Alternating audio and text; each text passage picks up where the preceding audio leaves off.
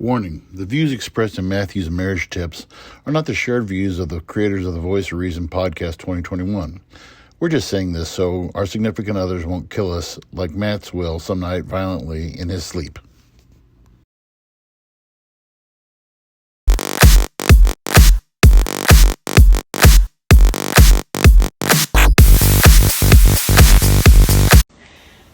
What's up, guys? Another Matthew's marriage tips. When you sleep at night, guys, don't be afraid to snore all night long. This will show her that you are near her, that you are close to her, and that nothing can separate you. So that when things go bump in the night, it's going to be your snoring, which reassures her that, that everything's okay, and she doesn't need to worry. She'll be really appreciative of this, and her love for you will only grow, even in the wee hours of the night. Hey guys, another Matthew's marriage tips. Generally, it's not a good idea to bring work home, except in this one instance, in which it's time for your spouse's annual performance review. Nothing makes you feel more valued and more important and understood, more than when you undergo your own performance evaluation at work. And so, guys, feel free to give your wife a performance evaluation at least annually, perhaps monthly. This will let her know that you're paying attention to what she's doing, you're invested in her success as a spouse. And also, it'll show her your interest in her future goals for the coming year, to be a better spouse, to be a better mate. She's really going to appreciate this. You're going to be unlike most other men, and you will see your marriage just blossom as she reaches goal after goal after goal. Take it from me, guys. Hey guys, another one of Matthew's marriage tips, Mother's Day edition. What is it that all mothers ultimately want on Mother's Day? Is it the card, or the flowers, or to be taken out to dinner? No, it's actually none of those things. What mothers ultimately want on Mother's Day is to be acknowledged for all of the work that they do. So the best thing, guys, that you can do for the mother in your life is to give her plenty to do on Mother's Day. You'll see, for instance, that here at the house, I have done a number of things. There are vegetables here on the kitchen counter that I've left. These need to be washed and put away. However, they can't be washed just yet because there's a kitchen sink full of dishes that also need to be put away. On top of that, guys, I've been very thoughtful and have not taken out the trash because I know that on Mother's Day that's something she would want to do. But on top of that, I'm even more thoughtful in that the recycling also has to be put away. Guys, she will appreciate your creativity and desire to just let her do the things that she always does.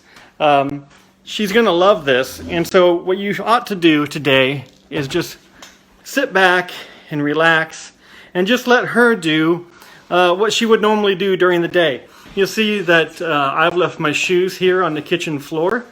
And she just wants to be acknowledged for the work that You're doing great, babe. You're doing great. I really appreciate it. She's going to be on her feet till about 9:30, 10 o'clock tonight, just doing things around the house. And it's going to be amazing to see. So, fellas, what you want to do is just sit back and relax. Let your wife do all the work around the house, but make sure that you acknowledge that she has a lot to do and that you've left her a lot to do. Trust me on this, fellas. She's going to go wild. Hey guys, another one of Matthew's marriage tips, date night edition. Guys, if you've been married to your spouse for any length of time, you know that one of the hardest things to do is to keep things fresh and new. It is just human nature that when you're with someone over a period of time, you each slide into particular roles. For instance, one person may cook dinner and the other one clean up afterwards. Or maybe your spouse takes the kids to school and you pick them up. If this has happened to you guys, don't feel bad. Functionally, it works pretty well day to day getting through life. But even so, if you feel like you want to break out of the doldrums and inject a little spice into your marriage, I have an idea for you. It's called role reversal. Practicing role reversal can really invigorate a marriage and bring a level of excitement that is not there day to day. Now you say to yourself, Matthew, I agree with you and I like this idea, but how would I introduce role reversal in my marriage?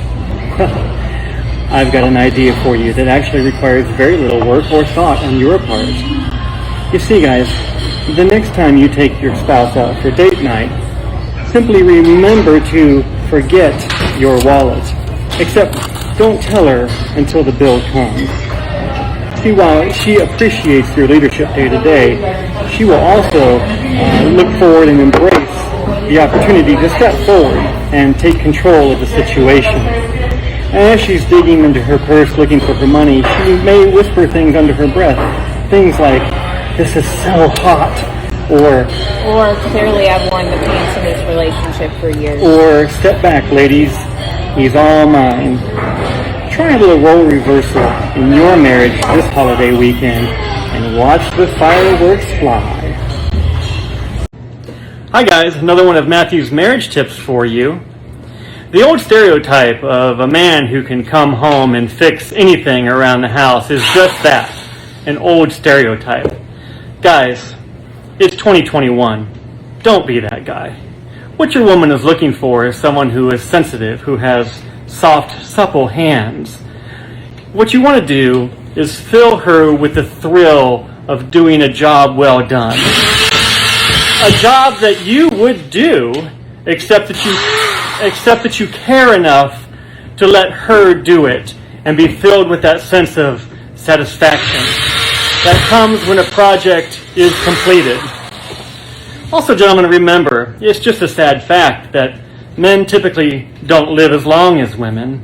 Or I was just dumb and married someone 13 years older. And so when you're gone, gentlemen, you don't want your wife to be insufficiently prepared for life in front of her. You want to train her to be self-sufficient so that even as she mourns your loss, she can continue on. I'm thinking, Finn, we have life insurance money. And finish projects around the house.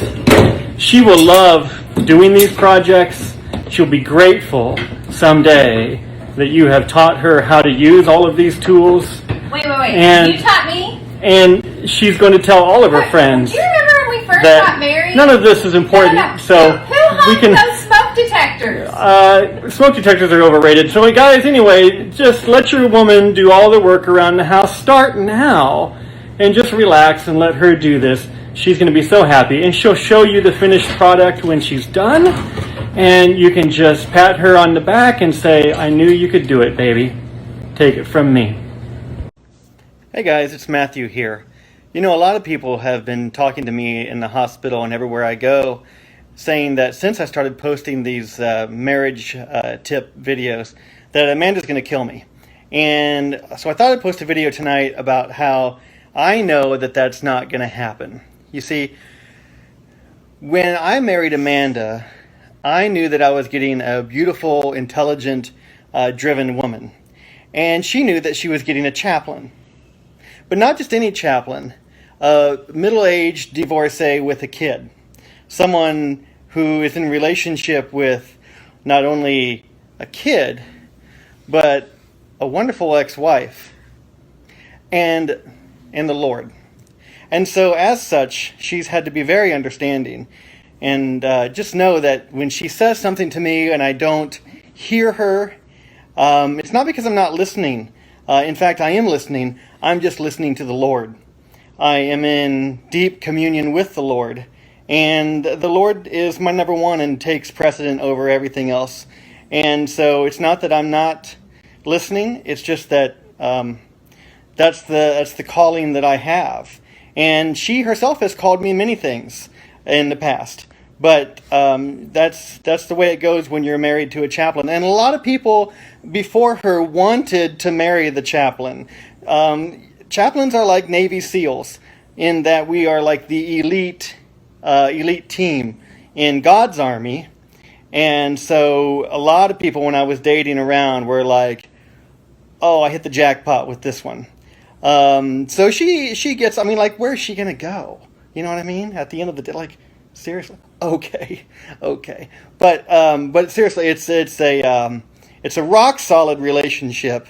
And, I feel like, in a way, I rescued her from a life of hell. She was this meek little lamb, out there on her own.